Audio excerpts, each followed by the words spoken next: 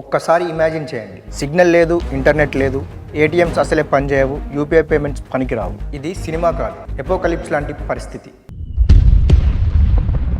ఇప్పుడు America, Israel, Iran ఈ దేశాల మధ్య జరుగుతున్న యుద్ధం వల్ల ప్రపంచంలో టెన్షన్ వాతావరణం పెరుగుతోంది. ఒకవేళ యుద్ధం ఎక్స్ట్రీమ్ లెవెల్కి వెళ్తే ఎలక్ట్రోమాగ్నెటిక్ పల్స్ ప్రయోగించే అవకాశాలు ఉన్నాయని అంటున్నారు.